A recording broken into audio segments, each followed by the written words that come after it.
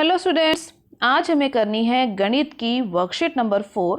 और आज की वर्कशीट में हम सीखेंगे कि कैसे हम अपरिमेय संख्याओं को जोड़ या घटा सकते हैं, यानी अपरिमेय संख्याओं की जोड़ना और घटाना आज हम सीखेंगे। तो चलो स्टार्ट करते हैं आज की वर्कशीट।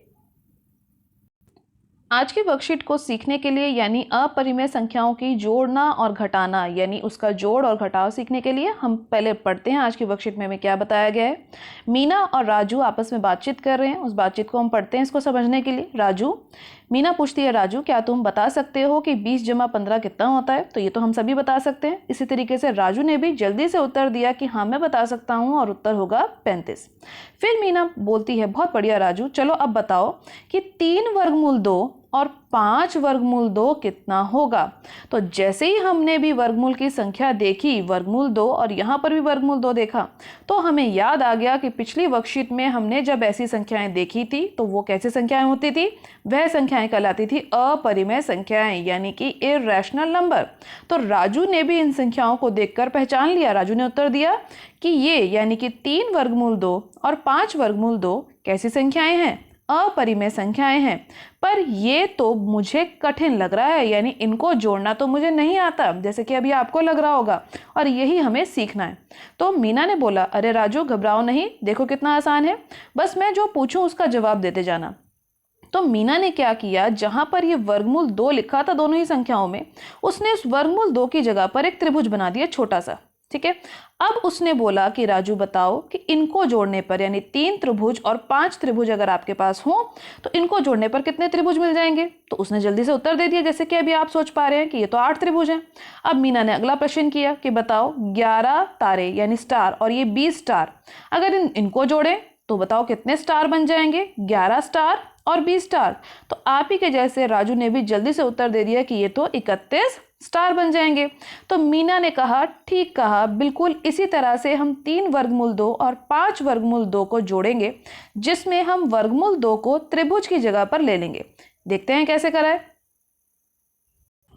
तो मीना ने राजू को यह बताया था कि वर्गमूल 2 को ले लेते हैं त्रिभुज की जगह पे, तो हम भी यही करेंगे। जो हमारा वर्गमूल 2 संख्या है उसको हमें जोड़ना या घटाना नहीं है। जैसे कि हमने त्रिभुज को जोड़ा या घटाया नहीं था, देखा था ना आपने, त्रिभुज जैसे का जैसा लिखा था, हमने सिर्फ त्रिभुज लिख दिया और आगे की सिर्फ संख्या यानी ये 3 और 5 को जोड़ के यहाँ पर 8 बना दिया था। तो उसी प्रकार से हम वर्गमूल 2 ऐसे का ऐसा ही रहने देंगे, बस ये बाहर बैठी जो संख्या 3 है और यहाँ जो बैठी संख्या 5 है इसको जोड़ के लिख देंगे 8। तो यानी हमारा उत्तर कितना आ गया? 8 वर्गमूल 2। इसी प्रकार से 11 वर्गमूल 3 और 20 वर्गमूल 3 था। देखो ध्यान से, वर्गमूल की दोनों ही संख्याएं एक जैसी थी, वर्गमूल 3। तो उत्तर लिखते समय हमने वर्गमूल 3 को पहले लिख दिया, क्योंकि हमें उसको जोड़ना या घटाना नहीं है। और बाहर जो संख्या थी वर्गमूल के, जैसे कि 11 और 20, उन दोनों को जोड़ के हमने लिख दिया 31। तो हमारा उत्तर कितना आ गया? 31 वर्गमूल 3। अब मीना ने फिर से एक और सवाल पूछा। देखा, आसान है ना? अब तुम बता सकते हो, वह राजू से पूछ रही है कि क्या तुम बता सकते हो 3 त्रिभुज यानी 3 त्रिभुज हो और आपके पास 6 स्टार हो, तो क्या आप इन दोनों को जमा करके बता सकते हो? तो राजू ने कहा, अरे ये तो गलत है, यानी त्रिभुज में स्टार को हम कैसे जोड़ सकते हैं? हम तो इसे नहीं जोड़ सकते।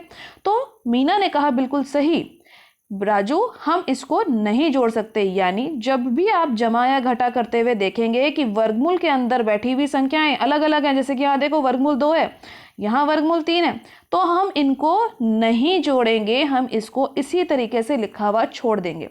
लेकिन अगर दोनों के पास यहाँ वर्गमूल के अंदर की संख्या एक जैसी होती तो हम किसको जोड़ते? इस बाहर वाले 3 को और इस बाहर वाले 5 को। तो अब इसी के आधार पर, इसी को ध्यान में रखते हुए हम आगे की वर्कशीट करते हैं। तो अभी आपने मीना और राजू की बातचीत में जो सीखा वह क्या था? अपरिमेय संख्याओं को जोड़ना। जिस तरीके से हमने जोड़ना सीखा उसी तरीके से हम अपरिमेय संख्याओं को घटा भी सकते हैं।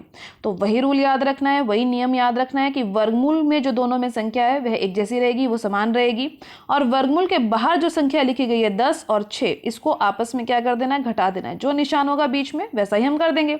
तो 10 में से 6 गया तो कितना बचा? 4।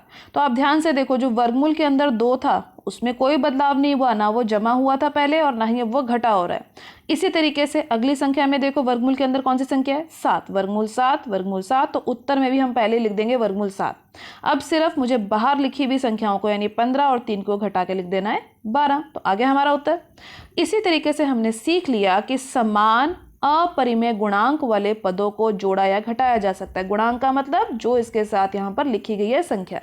अब इन्हीं सब बातों को ध्यान में रखते हुए हम करते हैं आज की वर्कशीट के स्वयं प्रयास कीजिए प्रश्नों को। तो चलो देखो जल्दी से, पहला प्रश्न क्या है? अभी मैंने आपको बताया आपको क्या चेक करना है कि वर्गमूल के अंदर जो संख्या है वो दोनों के पास एक सी होनी चाहिए, एक सी है। तो उत्तर लिखते समय मैं सबसे पहले इस संख्या को ही लिख दूंगी ताकि हम कोई गलती ना करें, हम इसको गलती से जोड़ या घटा ना दें। इनको हमें जोड़ना या घटाना बिल्कुल नहीं है।